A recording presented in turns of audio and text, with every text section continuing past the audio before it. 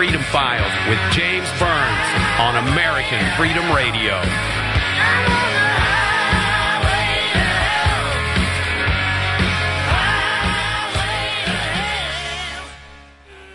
Embarking on the second hour, you're listening to Freedom Files live on this Wednesday afternoon. It is May 4th, 2011.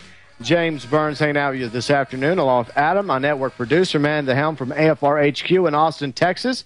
I am coming at you live from Shreveport, Louisiana, and for the rest of this hour, we are joined by Carey Burns in studio. He is the host of the web show, The Cannabis Corner, which you can check out online, cannabiscorner.us. He also has a YouTube channel, same name, Cannabis Corner, which you can friend and subscribe to. Carey, welcome to the show. Thank you, James. Good afternoon to you. Thank you. And this week is Hemp History Week, so one of the big things we're going to be talking about, obviously, today in this hour is Hemp History Week. Yeah. You know, it's all about history of hemp today. I mean, last year, whenever I was still doing the web show and I was doing the show on the radio show Saturday night, you know, I dedicated an entire week to Hemp History Week. And right. I was planning on doing that this week as well, but something else came up. Oh, that murder by the United States CIA, that one? The supposed murder by the SEAL team. Yeah, the pseudo-murder. The supposed.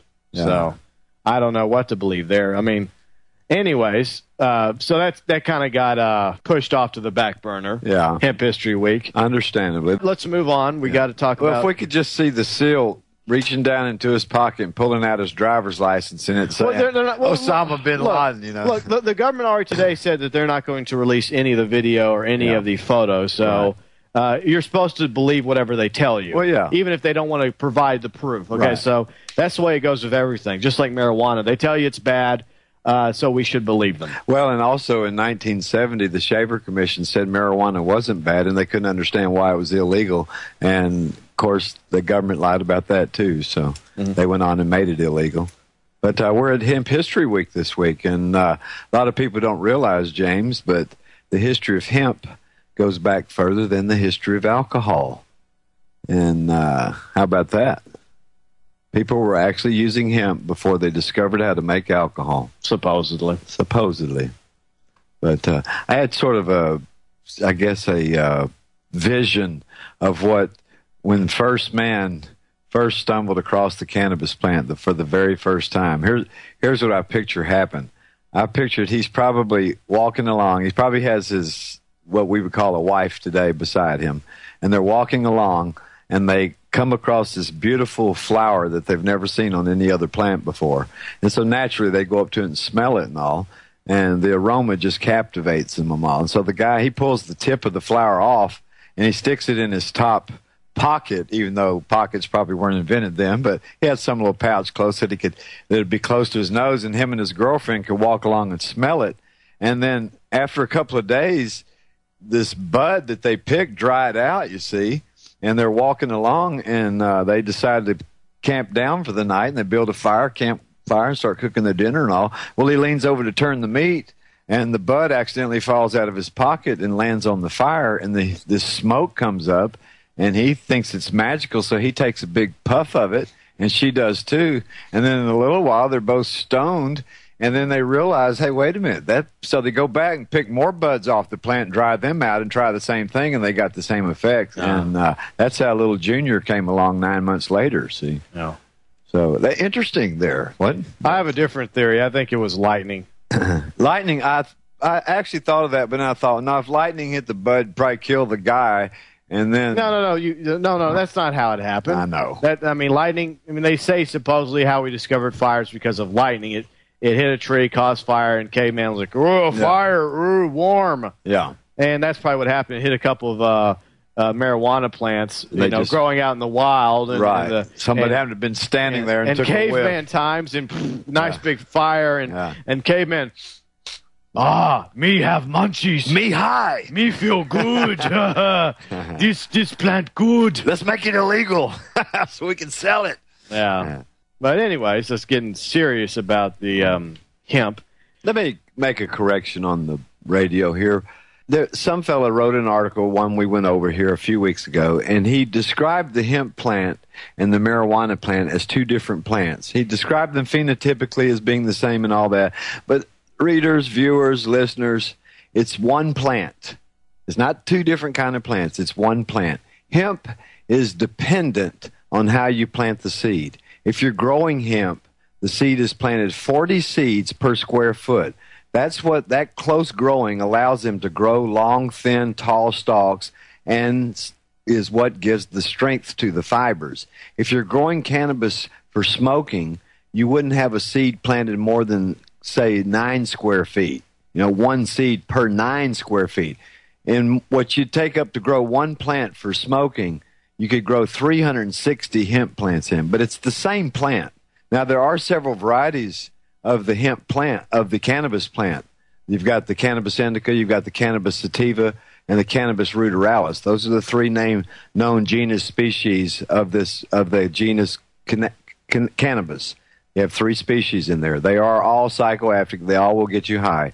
The Cannabis indican varieties grow much shorter. They grow like about a third the size of these some of these sativa varieties. Some of these sativas will get 25 feet tall, and your indicans are anywhere from say 3 to 4, maybe 5, 8 feet if you're a good grower. And the ruderalis is one that stays usually under 3 feet, and it does not have the tremendous amount of branching and flower budding that the other 2 species produce. But it's all the same plant. The hemp plant is the same one. You could take it, the flower tops form on the top of it. You could take them and smoke them, and that would be the marijuana. Very similar to one if you just grew a plant one by itself and it flowered out. If it was the same variety, the smoke would be exactly the same. So people get that straight. It is not like that hemp's a separate plant. It's the same plant. That's what makes the cannabis plant so unique is not only does it offer these beautiful flowers that are not only medicinal but also relaxing to people to smoke and therapeutic and beneficial as an herb and all that, but it also is a tremendous textile, and it produces seeds that'll make oil and flowers that'll make oil and leaves that'll make oil, and we're foolish in this country that we have ever let this industry go. And the fact that we don't have it going now is probably one of the dumbest things we're doing right now in this society. And it's all because people worry about people smoking the flower tops and getting high on cannabis, and yet nobody has ever had an overdose or never died. And it doesn't make sense that we would go to these extremes, that we would form a DEA that would bring about 50,000 deaths and violent, horrible deaths by these cartels in Mexico just because they want to control the marijuana market in the United States. And it's just insane. People could grow it for themselves in their garden. People who didn't have garden space could go down to their local hemp store and buy it, just like there's an attempt being done on this medical marijuana in California, but that's a flop because, first of all, the government won't quit attacking these people. Second of all, the doctors shouldn't even be involved with it. It's an herb. And third of all, it's not dangerous. It's not a narcotic, so therefore it shouldn't have to have a prescription for it. Now, cannabis is the safest substance on the planet. There's nothing safer than cannabis. Nothing. Aspirin's not even as safe as cannabis. Cannabis has never killed anyone since the dawn of time, and you can't say that about any other substance out there that people use regularly or take in their daily intake, whether it's food or whatever. Water might be the one substance that people could drink, even though you can die on an overdose of water, actually. If you drink too much, it actually can kill you. And it actually can cause serious medical problems if you drink too much water. But at one time, I'm talking about. But if it's like anything in society, as long as you don't, be responsible. People need to learn responsibility before they do anything. And if you are a responsible person, you won't act irresponsible. And fortunately with cannabis, though, unlike alcohol, which renders people intoxicated and unable to control themselves, at least with the cannabis, you can maintain control and all that. But people need to learn to be responsible. They just need to learn responsibility and treat each other respectfully, and don't act like you just don't know what that means, because you do it day to day and with the people you work with, the people you encounter day to day. It's the same thing. You wouldn't treat any of the people that you call your friends or your associates at work or anything like that. You wouldn't treat them unfairly in any way and act irresponsibly with them. Why would you do it any other time? It just, to anybody else, it just doesn't make sense to me. It's we in this country, we're so ready to chastise the marijuana smoker and all that. Why, I don't know. It's the safest thing that anybody could possibly use, but we never talk about people being responsible, regardless if they're taking whatever or if they're not taking anything. And I think that's where it's the sad case is missed. We get so caught up in this marijuana thing. Oh God, marijuana! Oh, an evil plant, and it's not an evil plant. It's actually a very beneficial plant, and it's one that is very unique in our world of plants. There's not a plant like it out there. There's not one like it at all. It has its own family, Cannabinaceae. There's only 3 members in that plant, in that family of plants, and that's Cannabis sativa, Cannabis indica, and Cannabis ruderalis. Nothing else is in Cannabinaceae. That's how unique that family is. And I don't think you can find another family of plants anywhere that, first of all, is limited to under 3 species, and second of all, that is as a textile, as a medicinal plant, as a food, as a fuel, as an on and on and on, you name it, from here till the end of time. There's not a plant out there that offers even a tenth of what this plant offers. And for us to have it illegal is just stupid. We are just absolutely stupid. We're limiting job production. We're limiting help for the farmers in this country. We're preventing people that could get benefit from this plant if they didn't have to suffer going to jail over it. They could get benefit from this plant, whether they're sick or not. You don't have to be sick to have medical marijuana. That, you know, it's fine that you can use cannabis for certain medical conditions. That's great. I applaud that. But using cannabis as a daily herb, like you do any of the other herbs, just as a daily tonic, it works in a very beneficial way with your body. It helps your digestion. It helps your sanity. It helps you stay calm. It helps your nerves. I mean, there are no negative effects about it other than you get high, and that's not negative. I don't know anybody that's ever smoked cannabis and got high that said, "Oh boy, I don't ever want to do that again."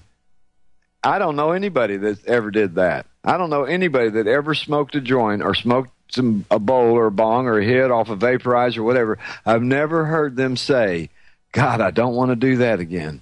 Oh my God, that was miserable. Oh my God, I'm high. Somebody shoot me. Oh my God, I can't believe I've crossed the line here and gotten high on marijuana." I've never heard anybody say that ever, and I've been around a lot of people over the last 42 years that have smoked, roomfuls of people. And it looked like to me they were all having a good time, and I didn't see any of them fighting like you see people drinking in bars and stuff to get too drunk. They're always wanting to pick a fight with each other. You don't see that when people are together partying and smoking cannabis. They don't get like that. They don't drive down the road and kill people. Cannabis smokers are one of the safest drivers because they're more alert. Their brain's actually more alert. It's mind expanding, folks, for a reason. Makes your brain work, not go stupid, not go sour. That's when old Bennett, when he was the drug czar under, I believe it was under Gerald Ford, not Gerald Ford, but H.W., he said, "Oh, I just can't believe somebody would use a substance that would make them stupid." Well, he's the first one that ever referred to that. Even the Jamaicans referred to it as the weed of wisdom. And any of the people who are into meditation and deep thinking and trying to reach supernatural and all that have experimented with cannabis and all that, there's none of them will tell you it made them stupid. Where did they get that? That was just something he made up. You know, it's actually everything they say is just about opposite, almost 180 the opposite of what is actually the truth. And I find it amazing. It just amazes me that we could arrest somebody for wanting to use a very beneficial plant. And yet we care nothing about the people out there that get drunk. We don't care if they smoke cigarettes. We don't care if they go to doctors and get, strung out on Oxycontin when they're supposed to be taking one a day and they're doing the whole prescription bottle in one day. We don't care about that. We don't. Those people get to run wild and run free. Yet we have this drug enforcement police agency that is knocking doors down at people's homes and taking their marijuana from them and hauling them to jail like they had murdered somebody or stolen something or beat somebody up or stolen a car or something like that. These people are in the privacy of their own home. They're not hurting anybody, haven't hurt a soul. They're just sitting there and kicked back, enjoying the day. They're smoking a joint. They're relaxing. They're thinking about their day. They're not hurting a soul. And you have this terrorist group, is what I call them, bust the door down. They don't act any different. And they, in some cases, they kill innocent people needlessly because their guns are drawn. I mean, just an accidental trigger finger going off. And is that worth it to kill somebody over a cannabis plant? There was a kid in East Texas. He was 18, had planted about 25 marijuana plants, and he went out to check on them. And when it was out in the middle of a field, and when he walked up to him, there was a sheriff hiding in the bushes, and he said, "Hold it right there." Well, the kid takes off running. The sheriff unloads 2 bullets in the back of his head and murders him right there on the spot for 20 cannabis plants. Yeah. Growing out in nature. And how does the kid know that it was actually a cop? Yeah. He didn't know. It could have been somebody about to rob him or kill him for his pot. Or who knows? Who knew? I mean, that's what it is when you make something illegal like that. You bring about the violence in the gangs. It's insane. Absolutely. My guest is Carey Burns. His website is cannabiscorner.us. It is Hemp History Week. So if you want to find out more about Hemp History Week, well, keep listening. And be sure and check out another cool website, hemphistoryweek.com, as well as cannabiscorner.us. You're listening to Freedom Files right here on American Freedom Radio.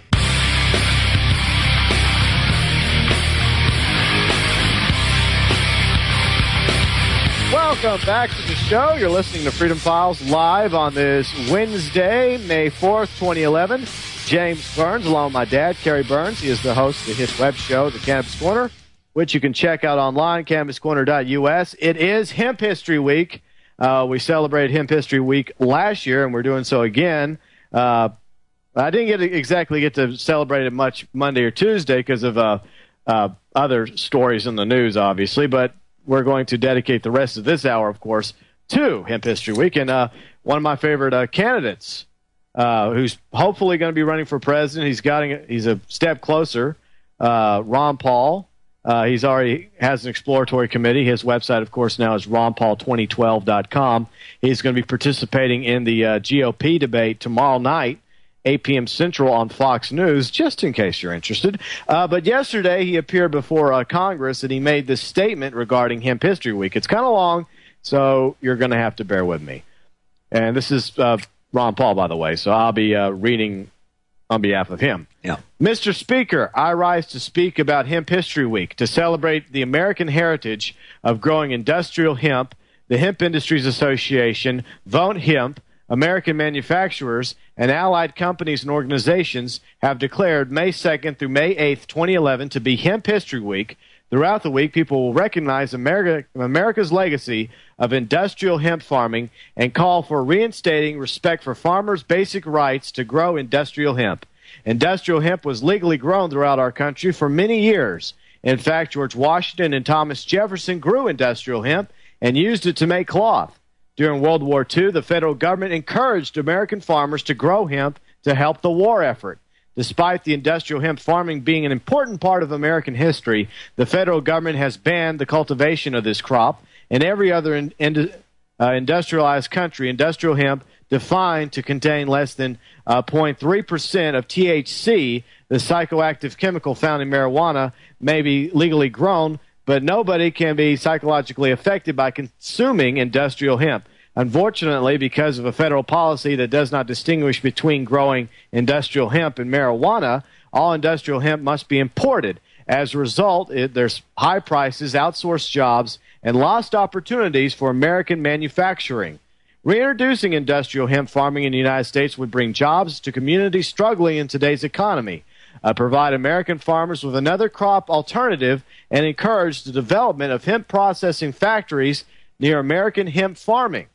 Industrial hemp is used in many products. For example, industrial hemp is used for protein supplements, non-dairy milk, and frozen desserts. Hemp flour is in breads, crackers, chips, dips, and dressings. Hemp seeds may be eaten plain or added to prepared food. Additionally, hemp oil is used in a number of cosmetic and body care products, and hemp fiber is used in clothes. Industrial hemp is also present in biocomposite materials used in buildings and automobiles. I first introduced the Industrial Hemp Farming Act 6 years ago to end the federal government's ban on American farmers growing industrial hemp. Since then, the industrial hemp industry has grown much larger. Despite its American history, industrial hemp is the only crop that we can buy and sell, but not farm in the United States.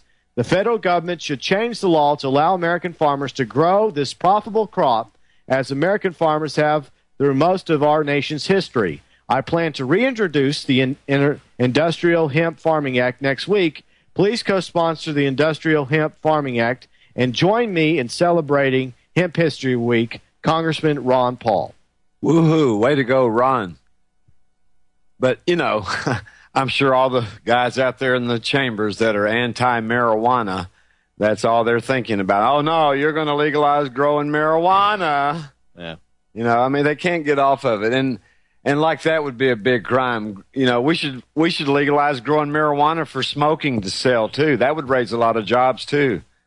But as you've pointed out several times, the hemp industry would be a mountain by comparison. That's right. There's no comparison to the amount of money that the hemp industry is going to bring in versus the marijuana market. In fact, I've always said if you could get the hemp industry growing, you could give the marijuana flower tops to the public for free. And how many gangs and cartels do you think we'd have fighting over that? A lot less. A lot less, for sure. Because why? Hey, it's free. Why would I go risk getting killed to buy something I can get for free? Mm-hmm. And in reality, a much lesser cost. Well, sure, the black at least market. down to a point where the black market wouldn't even consider even trying to even have a say-so about it. And that's another reason for people to rally behind Ron Paul. Of course. Is because he's not only a proponent of the hemp industry, he's also against the drug war. Well, and another thing, too, what Ron very briefly touched on the products there, but one thing about an acre of hemp, you can get 30 barrels of oil out of it. That's something he's talked about as well in the past. I'm surprised he didn't mention it in the speech. But the fuel. See, unfortunately, when you speak before Congress, you're only given a certain allotment of time. Right, that's right. But it has been proven that would be a good alternative fuel source. Of course it would. You can make a biodiesel out of hemp that could run every machine, plane, train, car, you name it, doesn't matter, in this country. And here's the thing. You not only get 30 barrels of oil out of an acre of hemp. An acre of hemp, I mean, you could plant an acre of hemp for about $100. And you don't have to use chemicals and fertilizers and all that stuff. Doesn't need all that. In fact, it's best if you grow it organic. You actually produce a better plant, better products and all that. But, okay, in addition to the 30 barrels of oil, you get 1,500 pounds of fibers. That comes off the outside of the stalk, the outside stalk, the 1,500 pounds of fibers. You know how many shirts you can make out of 1,500 pounds of fiber? I mean, honestly, you could wrap a football field 15 times with it. I mean, that how many shirts can you cut out of that big of an area? A lot. Oh, that's okay. That's not all. Then we yield 2.5 tons of herds, cellulose herds, that can make 50,000 products. Anything that's made from oil, you can make from these hemp herds. Dynamite, cellophane, plastics, you name it, all can be made from these herds. We don't need the oil. Mm-hmm. We don't need the oil at all. Save the oil for more important things, since it's so hard to get to.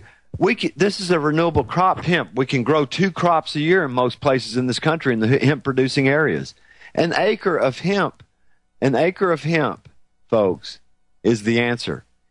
In this country, in 1850, there were over 2,000, excuse me, let me backtrack. There were over 5,000 farms in this country that farmed over 2,000 acres each, that were producing hundreds of millions of pounds of fiber.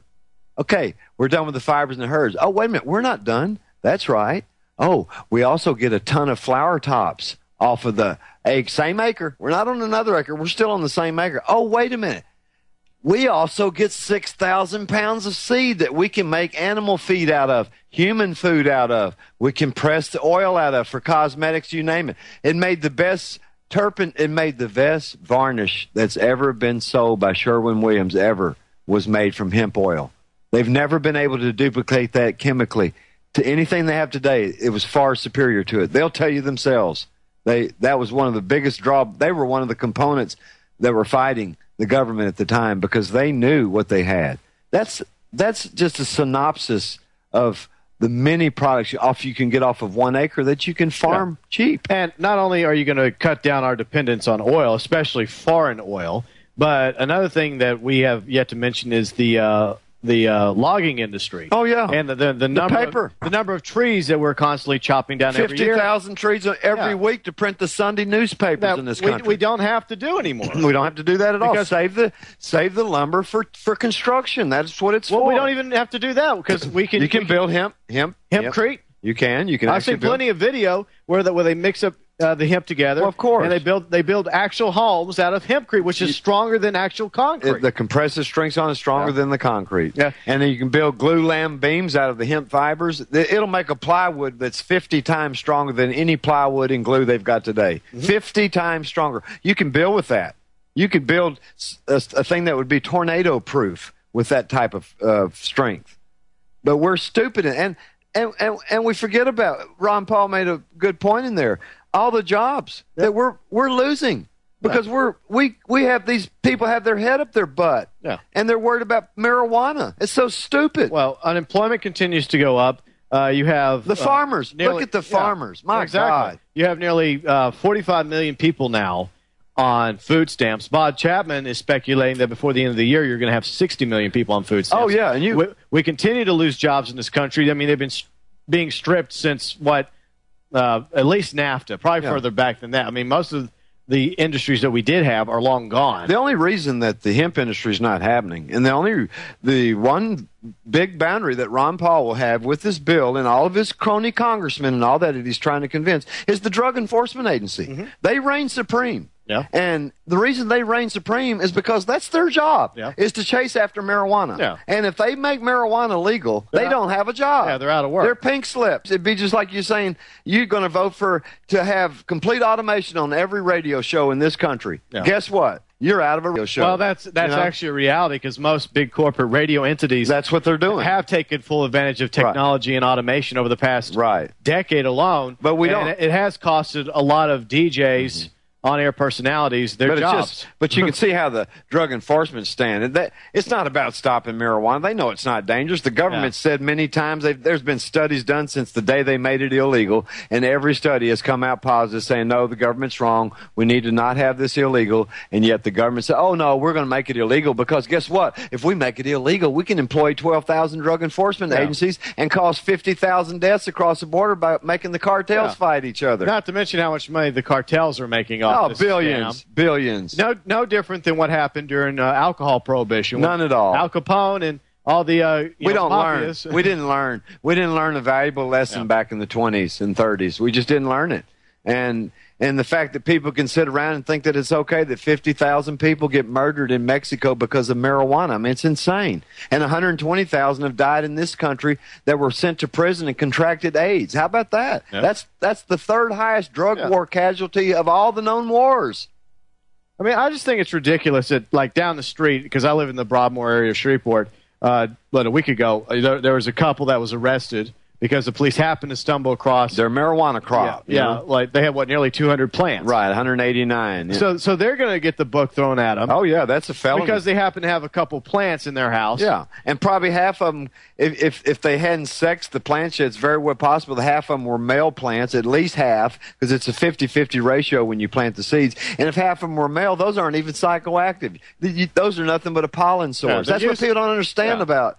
You know, every time they find a crop, $1 million crop. Well, when you really analyze $1 million crop that they claim that it is, it comes down to it's worth about $1,000. And the reason being is because when they find these huge crops that are thrown in the wild, those are done by seed. They didn't have somebody go out there and plant those plants one by one. Come and get real, folks. 500-600 plants. You know how long that would take? Take days to plant something like that. They chunk a handful of seed and whatever comes up. 50-50 of 50% of them are male that their only function is to produce pollen, to produce seed. They don't produce flower tops that you can smoke. So half the crop's already right there. Half of it's not even viable for even smoking. So they're $1 million crops now, $500,000. Okay, well, when they catch these plants and they're 2 feet tall and they're in the middle of the summer, those aren't flowering.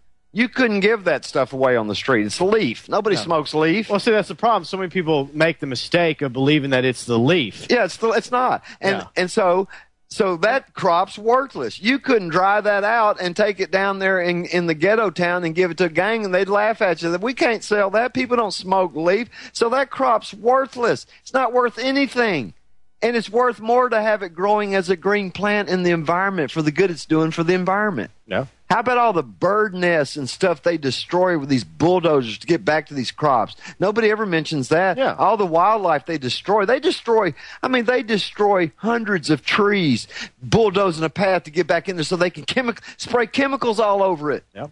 And pollute the ground and all. What about the dam? That's 1,000 billion times more damaging than all of the sum total of the marijuana that would have actually been produced in that crop could have done. Yeah. And people don't think like that, though. They have this mindset of the drug. Oh, this is an evil. Oh my God, let's bring the army in here with F-16s and nuke this damn thing. You know, that's the extreme they go to. It's terrible. Yeah.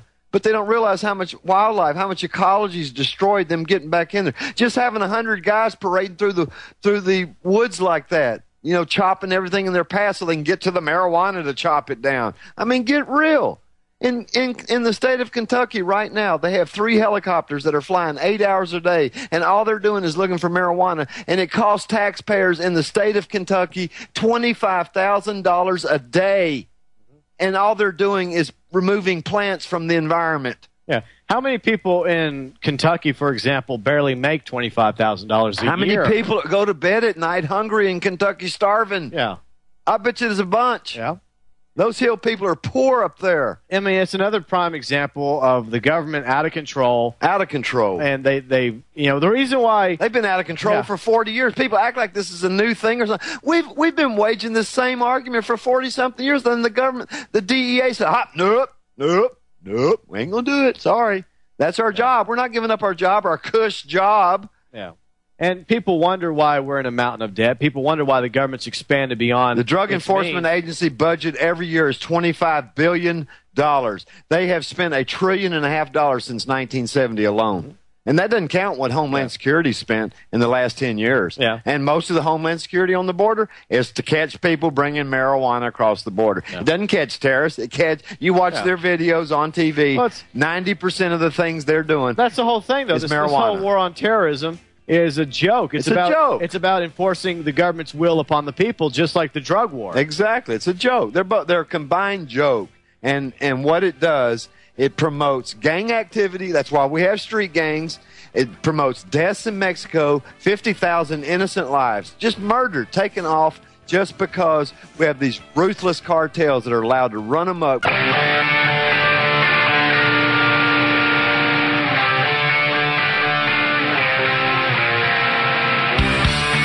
Rolling into the final segment this afternoon. You're listening to Freedom Files Live on this Wednesday, May 4th, 2011. James Burns, along with my guest in studio, Carey Burns.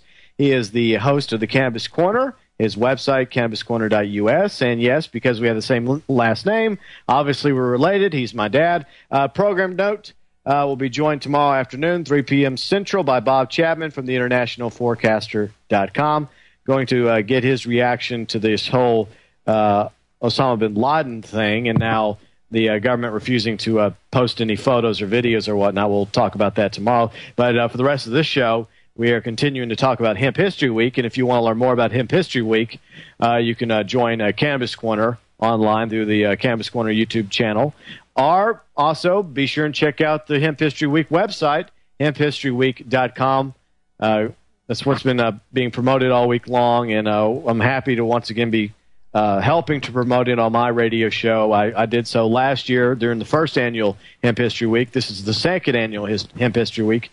And I got something special planned Friday on Freedom Files for Hemp History Week. That's just you'll have to listen to the special coming up on Friday. Something special. But before the break, because I'm still getting used to these new clocks that we're on the network, we were going into the fact that the war on drugs, just like the war on terror, is nothing more than this big government police state scam. It is, and the fact that you have innocent lives dying across the border because of it. I mean, if you have no other reason to end the war on drugs and to make these substances legal where people aren't arrested for them and all, and put age limits on them where you can control them like you do alcohol and all. But, folks, innocent lives are dying. There is no price we can put on innocent lives. And the hemp industry that we're holding up because of this, and then we're giving this cartel just this carte blanche, the hemp industry alone, not the marijuana market, the hemp industry alone in this country would be $1.5 trillion the first year. And we could plant those seeds this spring. We still have time to plant the crops this spring. We could actually harvest the first hemp crop in America since the 40s when we were during the war this fall, and be well on our way to freeing ourselves from foreign oil, to improving people's lives, to making food available for people who are hungry in this country, feed for livestock so we don't have to take up all these fields and growing that need to be growing food crops for people. I mean, it just goes on and on. There's nothing negative about the hemp industry at all, except that it's not happening. That's the only negative. The only thing bad about marijuana being illegal is that you go to jail for it. That's the only negative thing they can come up with at all. When you look at everything else across the board, it's very beneficial. And people are harmless when they're high on marijuana. They're not out doing violent crime. They're not out acting crazy. It doesn't make you like alcohol where you're falling down, passed out, drunk, and acting obnoxious and wanting to fight everybody you see and all. It doesn't make you like that. It makes you the opposite. It mellows you. It makes you actually sit back and use your brain and think about your surroundings and things about you and nothing else. It makes you feel good. It makes you feel good. And what's wrong with that, folks? I mean, if people are doing it in the privacy of their own homes, they're not acting like turd heads like some of these people out in bars and stuff do when they get drunk or had too much to drink. Why would you have any problem with somebody smoking cannabis? Especially some they could grow in themselves. They wouldn't even have to. You wouldn't even know they even had it if they didn't tell you. Yeah, that's true.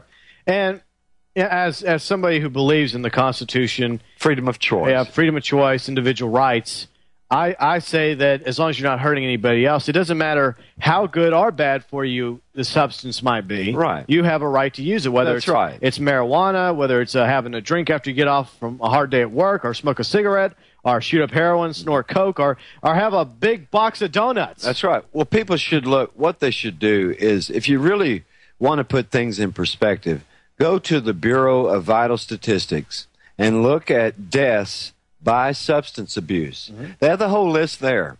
And at the very top of the list is cigarettes. And right under that is alcohol. Then the prescription drugs. And you have to go through a whole bunch of more before you get to any illicit drugs. Illicit drugs, combined deaths from heroin alone in this country is less than caffeine in this country. Caffeine deaths. The combined deaths of all illicit drugs, methamphetamine, cocaine, heroin, all of those combined is less than 15,000, which is less than the number of people that die from aspirin overdose in this country. More people die from aspirin overdose than the illicit drugs. And at the very bottom of the list is marijuana, cannabis.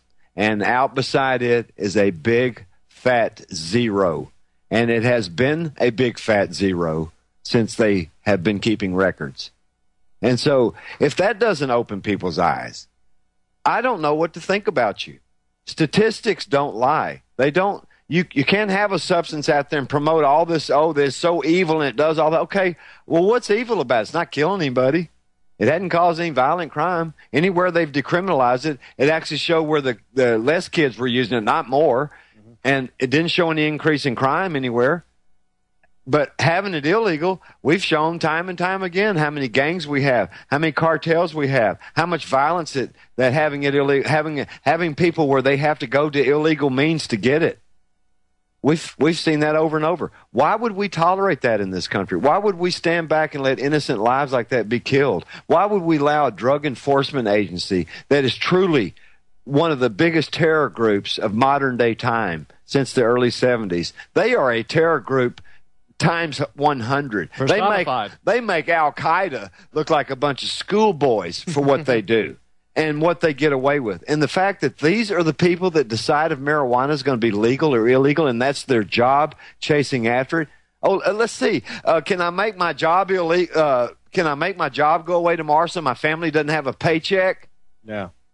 I mean, seriously, folks, this is what it is. The Drug Enforcement Agency has carte blanche over this.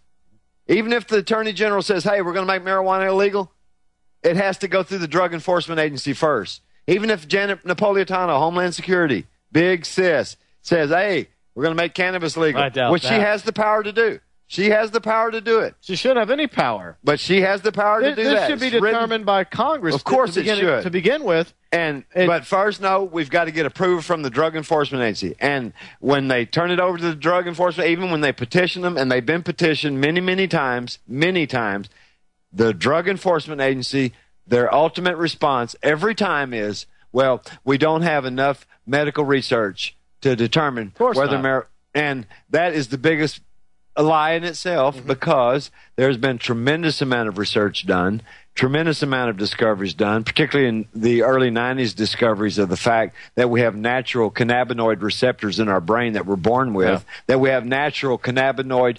neurotransmitters in our brain that we are born with. We are hardwired to handle cannabis. Yeah. Now, if they're in our brain and we're born with them, I would think that means that quite possibly, whoever designed us figured that maybe someday one of us might take in some cannabis, and therefore we have a receptor site in our brain to handle it. That's what people are so stupid. They don't understand the science of cannabis. They don't understand brain chemistry.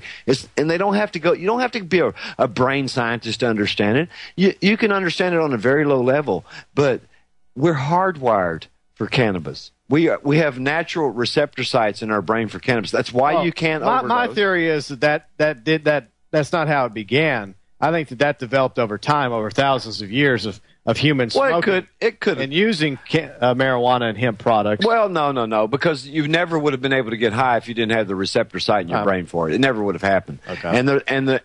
And also, James, the reason that nobody can overdose on it like you can with alcohol and a lot of this illicit drug. The reason you can't overdose and the reason there's never been an overdose and somebody go to the hospital for overdose of cannabis is because the amount of receptor sites in your brain is very limited. And so once all the receptor sites are filled, you can keep smoking the cannabis over and over. You don't get any higher. That's the thing. These people out there that that don't even know about cannabis and have never smoked and all, they think, you just keep smoking till you pass out. That doesn't happen. There's only a limited amount of receptor sites, even with the most strongest varieties of THC plants, and the strength varies from plant to plant, depending on the species. But even the strongest varieties, you still cannot overdose on. To overdose on cannabis, you would have to consume 1,500 pounds in 15 minutes. 15 minutes, folks. You're not going to consume 1,500 pounds if you are the heaviest marijuana smoker on the planet. You're not going to consume 1,500 pounds in your lifetime if you start at birth and you live to the ripe old age of 85 and you smoke every minute of that time. You can't consume 1,500 pounds. So the threat of overdose is like saying that we're going to tomorrow, James, get in our car and start it up, and in 15 minutes we're going to be on Mars because our cars all of a sudden become a time-traveling machine. That's about as far-fetched as overdosing on cannabis is. And that's not an exaggerated comparison, sadly enough. But yet we have these laws, and we're keeping the hemp industry. Folks, learn about it. This is Hemp Week. Get out and learn about it. Actually, take the time to do the research. If you're too lazy to look it up on the internet, watch the videos on the Cannabis Corner. We go into the hemp industry on about 5 or 6 videos, the hemp history, all of that. Please watch them. We beg you to. What's the website? CannabisCorner.us and FreedomFiles.us. The the mother station, the beginner of it all. It allowed Cannabis Corner to evolve. All right, Carey Burns, thank you so much for being on the show today. Thank you, James. As always, it's a pleasure. Be sure to check out the Cannabis Corner website, cannabiscorner.us.